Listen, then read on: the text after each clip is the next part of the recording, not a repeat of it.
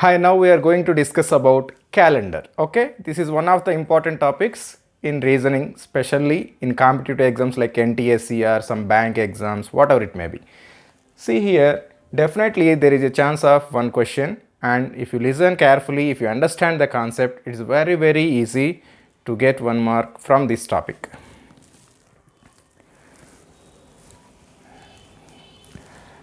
Here, first of all, you know very well how many days a year is having. Ordinary year I am talking about.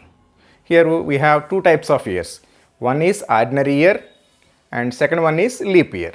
In ordinary year, how many days we are having? 365. Just observe here.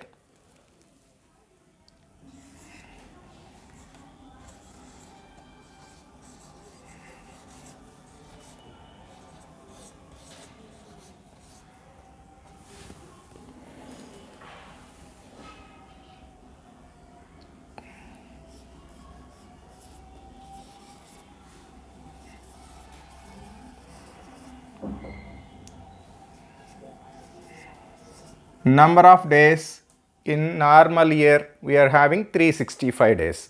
365 days means how many weeks we are having here. How to get number of weeks? Simply divide by 7. If you divide by 7, here we get 52 weeks and 1 day extra. One remainder you get as 1.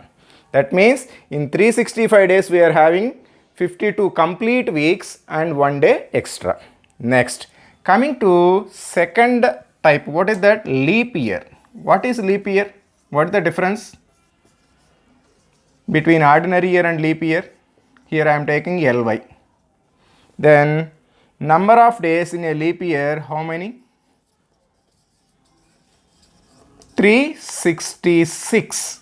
That means 1 day extra. That 366 I am writing as 365 plus 1. Now already in 365 we are having 52 weeks. Then in 366 also we are having 52 weeks only. And here 1 day extra, because of leap year, 1 more day. Total how many days extra? 2 days extra we are having. Okay. Then ordinary year having 52 weeks and 1 day extra. Leap year is having 52 complete weeks and 2 days extra. Now here the point is how to decide the given year is a leap year. Generally, you know very well, if any year exactly divisible by 4, that we consider as leap year. But that is not always true. Here two cases we are having. Case 1.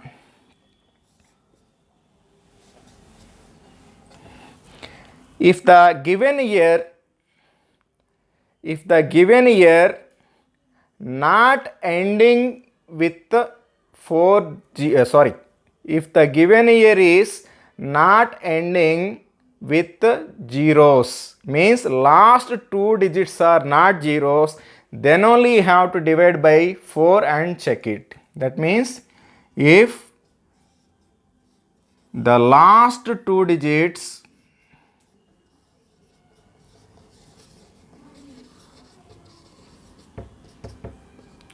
are not 0, here last 2 digits means at least 1 digit should be some number in between 1 to 9. Okay. For example, here I am taking 2006. Observe the last 2 digits. What are the last 2 digits we are having? 0 and 6. Yes, both are not zeros. Okay. If at least 1 digit exists then you have to divide by 4 only. If it is exactly divisible by 4, then it is leap year. Are not both zeros. Okay. Then it is not exactly divisible by 4, then it is not a leap year. For example, I am having 2012. Observe last we are having digits like 1 and 2. Then now you have to check by dividing 4. Yes, it is exactly divisible, then it is a leap year. Then suppose I am having 2000. Here if you observe the last two digits, both are zeros. This type of numbers, if you divide by 4, definitely it is exactly divisible. But whenever the given year ending with both zeros, you have to divide by 400 instead of 4. But luckily here 2000 is exactly divisible by 4, at the same time 400. It is also leap year. For example, I am having a year 1700. Is it a leap year or not? If you divide like a regular method by divide by 4, then 4 4s are 16, 4 2s are 8, 4 5s are 20. Yes, it is exactly divisible. But whenever the year is ending with two zeros, you have to divide by 400. Okay? Why? Because some of the centuries are not leap years. Like 1700, it is a century figure, means 200, 100, two zeros. If you divide by 4, it is exactly divisible. But what is the condition? If the last two digits are not both 0, then only you have to divide by 4. Then how to check whether it is leap year or not? That we'll see in the second case. Now case 2. Just now I told, if the last two digits are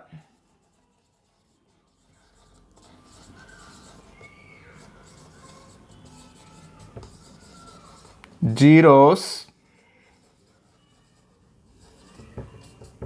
like this, you have to divide by 400. Divide by, I am not writing complete sentence, you should understand. Divide by 400. Then if it is exactly divisible by 400, then only we can decide. For example, take same 1700. Since it is ending with both zeros, we have to divide by 400. If you divide by 400, 17 by 4 we are having. That means it is not exactly divisible by 400. Then it is not a leap year. That means 1700th year is ordinary year. Next, for example, 1600th year. 1600th year, here since it is ending by two zeros, we have to divide by 400. Yes, it is exactly divisible. Then it is a leap year. For example, 2100th year. Then here, then if you divide by 400, it is not exactly divisible. It is not a leap year. That means, listen once again, in ordinary year we are having 365 days. That means 52 weeks and 1 day extra. In leap year we are having 366 days. That's why again 52 weeks and 2 days extra we are having in leap year. How to decide the given year is leap year or not means, if the last two digits, that means both are not 0. Both are not 0. If at least one digit like 6 or maybe 2060 or whatever it may be, at least one number should exist from 1 to 9 in the last two places. Then you have to divide by 4 and decide. If it is exactly divisible by 4, then that is a leap year. Otherwise, it is not. For example, some of the years ending with the two zeros, century years, like 2000, 1600, 3000, 1500, like that. That type of numbers, that type of years, you have to divide by 400. If it is exactly divisible by 400, then only we can say that is leap year. Otherwise, that is ordinary year. I think it is clear up to here. Here, remember, in ordinary year, how many days we are having? Extra days? 1 day. In leap year, we are having 2 days. These we call it as odd days. Odd days.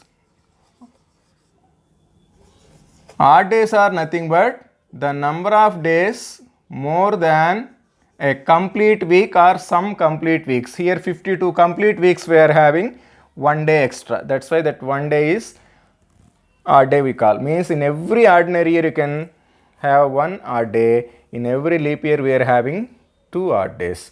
Now we'll count number of odd days in 100 years.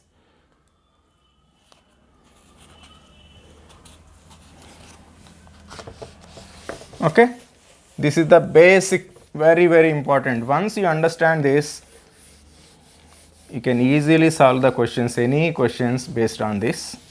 First we'll find how many odd days are there in 100 years. Not 100 theorem, in 100 years means 1 to 100.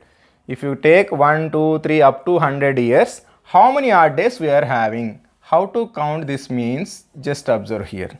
First to find how many ordinary years and how many leap years we are having here.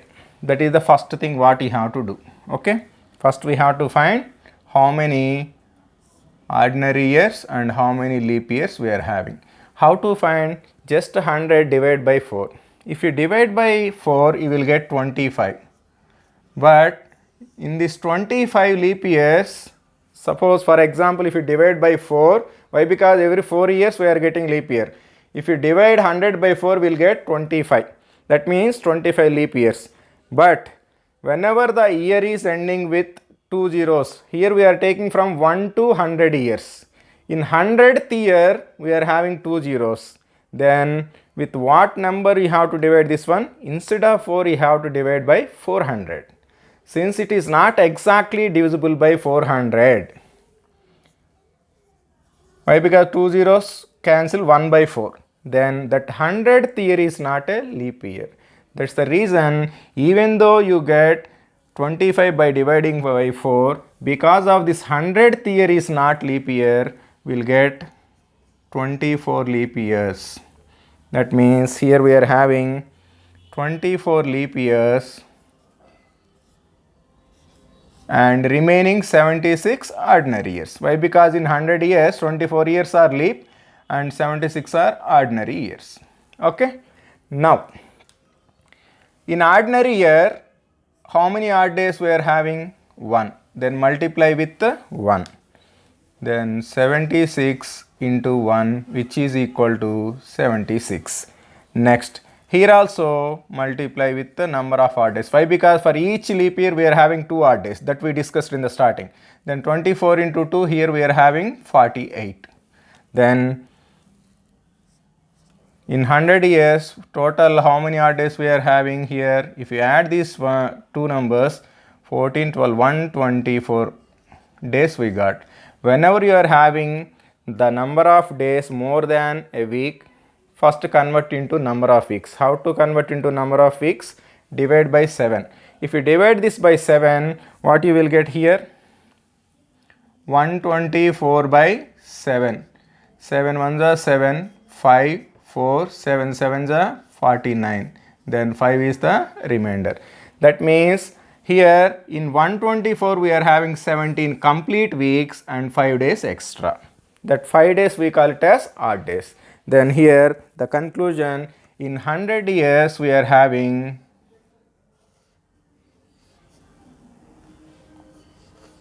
5 odd days. In 100 years we are having 5 odd days.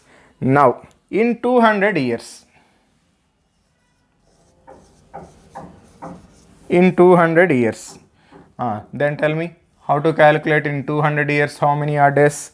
Now first, how many ordinary years we are having, how many leap years we are having. But already we count up to 100 years, means definitely next 100 years also we are having same concept. That means in 200 we are having 200 years. That means for 100, each 100 year we are having 5 odd days. Because of 200 years, 2 into 5.